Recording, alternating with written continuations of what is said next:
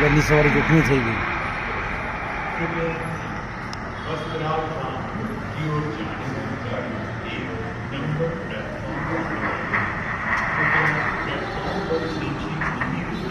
પૂરાઈ ગયા હોંगे. आज इस नजारे ने पूरे देश को हिला दिया जब एक बोइंग 787 ड्रीम लाइनर जो कि अहमदाबाद से लंदन जा रहा था वो टेक ऑफ के 1 मिनट से भी कम समय में इस तरह से दुर्घटनाग्रस्त हो जाता है. आखिर यह दुर्घटना क्यों हुई? लोग हैरत में हैं. 242 लोग इसमें सवार थे जिसमें करीब 53 ब्रितानी नागरिक भी. अहमदाबाद से लंदन के गैटविक एयरपोर्ट जा रहा यह विमान 1 मिनट से भी कम समय में भी क्रैश हो जाता है. आज कई सवाल हमारे सामने हैं. इस दुर्घटना के बारे में आप सब जान गए होंगे दोस्तों, मगर सबसे पहले इसको लेकर जो तस्वीरें मिल रही हैं वो मैं आप तक पहुंचाना चाहूंगा. मगर सबसे पहले मैं आपसे माफी मांगना चाहूंगा क्योंकि कुछ तस्वीरें आपको विचलित कर सकती हैं. मगर मेरा वादा है कि इस कार्यक्रम में मैं आपको किसी लाश की तस्वीर नहीं दिखाने वाला हूं. कोई भी ऐसी तस्वीर नहीं दिखाऊंगा जिससे आपका मन व्यथित हो सकता है. मगर जिस तरह से दुर्घटना हुई दोस्तों, उसने हम सबके होश उड़ा दिए. यह प्लेन टेक ऑफ करता है और टेक ऑफ के तुरंत बाद क्रैश हो जाता है. और क्रैश कहां होता है? मेघानी इलाके में, एक ऐसी बिल्डिंग में जहां डॉक्टर्स रह रहे थे. सही सुना आपने दोस्तों, डॉक्टर्स रह रहे थे. और जब प्लेन क्रैश हुआ उस वक्त वो डॉक्टर्स मेस में थे, खाना खा रहे थे, तभी वो प्लेन आकर उस पर गिरा. लोगों के होश उड़ गए हैं. तस्वीरें जो सामने उभर कर आ रही हैं वो हतप्रभ करती हैं, होश उड़ा देती हैं कि किस तरह से लाशों की हालत है जो क्षत विक्षत हालत में है. जो लाशों की हालत थी वो बहुत ही खराब हालत में थी क्योंकि अधिकतर लाशें बुरी तरह से जल गई हैं.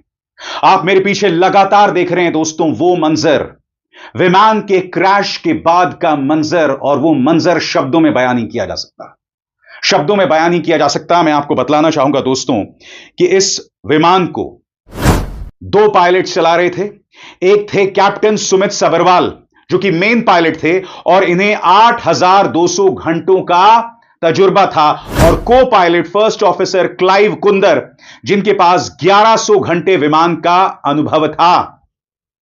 कहने का अर्थ था कि ये दोनों ही जो पायलट्स थे तजुर्बेकार थे. मगर ऐसा हुआ क्या?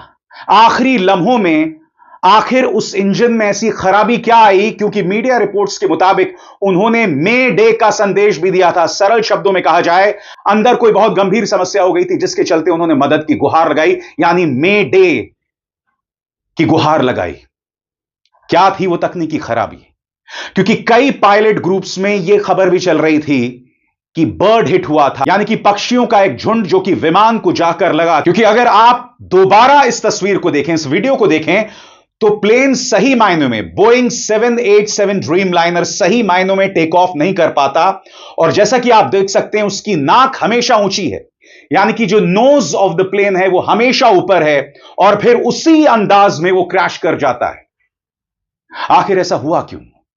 क्यों उन्होंने मे डे का संदेश दिया? ये तमाम तथ्य हैं जिनसे हम ध्यान नहीं हटा सकते. और साथ ही कुछ सवाल सामने.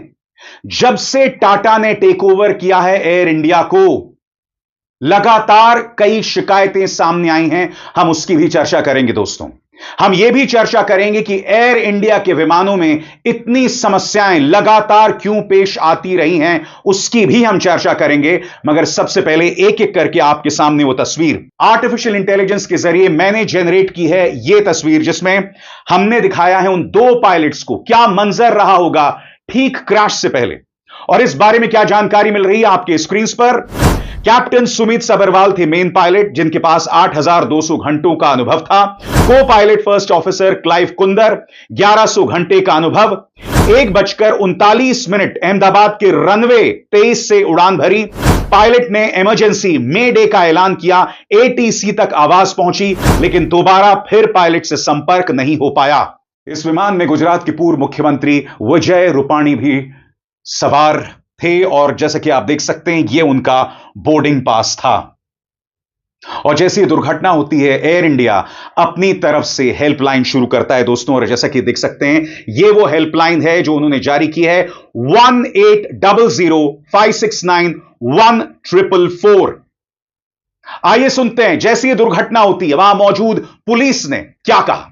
तो जो पता चला है वो ये है कि एयर इंडिया की जो लंदन जाने वाली फ्लाइट थी वो टेक ऑफ के बाद यहाँ पे क्रैश हो गई है, जिसमें प्रिलिमिनरी हमें पता चला है कि 223 जितने पैसेंजर थे। यहाँ पे जिस बिल्डिंग के ऊपर गिरी है वो डॉक्टर्स का हॉस्टल है। इंसिडेंट बनने के विदिन 2-3 मिनट्स में पुलिस, बाकी सभी बॉडियाँ, सिविल एडमिनिस्ट्रेशन, कॉर्पोरेशन वगैरह सभी लोग आ गए थे।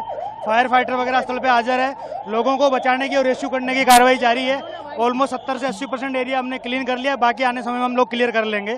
मैं सभी मीडिया के मित्रों से रिक्वेस्ट करता हूं, सभी हमसे सहयोग करें। जितनी पुलिस और उसके अलावा जितनी भी agency, army, BSF, CISF, corporation, collector office के सभी स्टाफ सभी यहाँ काम में लगे हुए हैं। प्लीज हमसे सहयोग करिए। नजारा बहुत खौफनाक था दोस्तों, और जैसे कि आप इस तस्वीर में देख सकते हैं यह है उस बिल्डिंग पर क्रैश का नजारा। और आप देख सकते हैं प्लेन का एक हिस्सा, बोइंग 787 ड्रीम लाइनर का वो हिस्सा जो है वो बाकायदा बिल्डिंग पर दिखाई दे रहा है, जो अपने आप में निहायत ही खौफनाक मंजर है। खौफनाक मंजर है दोस्तों अपने आप में, जिससे आप अंदाजा लगा सकते हैं कि हालात कितने खराब होंगे।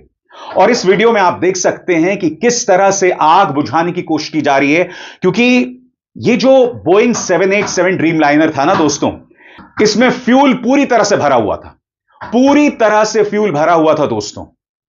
और जैसे ही ये क्रैश करता है मेघानी में, इस डॉक्टर्स बिल्डिंग पर जहां कई डॉक्टर्स रह रहे थे, तो वहां का तापमान बहुत ज्यादा बढ़ जाता है, क्योंकि जैसे मैंने बताया प्लेन के अंदर पूरा फ्यूल था। धमाका होता है, बुरी तरह से धमाका होता है, और तापमान बहुत ज्यादा बढ़ जाता है, बहुत ज्यादा बढ़ जाता है। और जो तमाम लाशें वहां से निकाली जा रही हैं बुरी तरह से जली हुई हैं, 100% बर्न्स के साथ, जिससे पता चल रहा है कि बचने का कोई भी रास्ता नहीं रहा होगा। मगर इस तरह की तस्वीरें सामने उभर कर आ रही हैं जिसमें लोगों को स्ट्रेचर्स में लाया जा रहा है। अब ये लोग कौन है, क्या वो बिल्डिंग में थे, क्या वो नीचे थे? क्योंकि जैसे मैंने बताया धमाका इतना बड़ा था, इतना बड़ा धमाका था कि जो आसपास लोग थे, जो सड़क पर लोग थे, वो भी चोटिल हुए।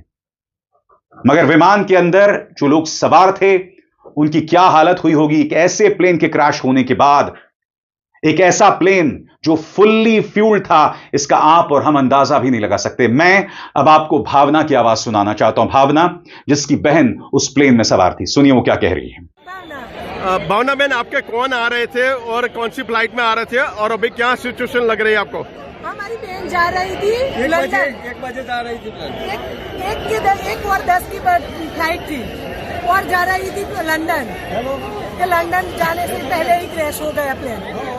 दोस्तों इसके अलावा एयर इंडिया ने बाकायदा पूरी लिस्ट जारी कर दी है, उन 242 पैसेंजर्स की लिस्ट। ये वो तमाम लोग हैं जो कि बोइंग 787 विमान में शामिल थे, सवार थे। और सबसे बड़ी बात, एक बोइंग 787 ड्रीम लाइनर का इस तरह का क्रैश पहली बार हुआ है। सही सुना आपने दोस्तों, पहली बार हुआ है। मैं आपको बतलाना चाहता हूं एविएशन जर्नलिस्ट, नागरिक उड्डयन पत्रकार जॉश कैहल क्या कह रहे हैं। Breaking, an Air India 7878 Dreamliner विद 242 passengers on board bound for London crashed shortly after takeoff. This would be first ever crash of a Boeing 787 Dreamliner. इससे पहले कभी भी कोई भी Boeing 787 Dreamliner क्रैश नहीं किया है। स्वाभाविक सी बात है दोस्तों, इससे कई सवाल खड़े हो रहे हैं और उन सवालों का जवाब देना होगा, क्योंकि इस देश में जवाबदेही नाम की कोई चीज नहीं है। कुंभ में भगदड़ हो जाती है, किसी की कोई जवाबदेही नहीं। एक रेलवे एक्सीडेंट हो जाता है, कोई जवाबदेही नहीं। लगातार इस तरह की बातें आती हैं। आज कई सवालों के जवाब देने होंगे सरकार को भी, टाटा को भी, जिसने एयर इंडिया का टेक ओवर कर लिया था। और मैं आपको बतलाना चाहता हूं दोस्तों, जब से टाटा ने टेक ओवर किया था एयर इंडिया का, यह उम्मीद की जा रही थी कि उसके हालात सुधरेंगे, मगर सुधरने की बजाय कई शिकायतें सामने उभर कर आईं। और मैं आपके सामने सिलसिलेवार तरीके से वो तमाम मुद्दे रखना चाहता हूं जब से टाटा ने टेक ओवर किया, किस तरह की शिकायतें सामने उभर कर आईं, क्योंकि इन सवालों के जवाब देना बहुत जरूरी है। नंबर 1, टाटा के टेक ओवर के बाद एयर इंडिया में कई तकनीकी समस्याओं की शिकायतें सामने आई हैं। वो कौन कौन सी समस्याएं, एक एक करके आपके स्क्रीन पर पुरानी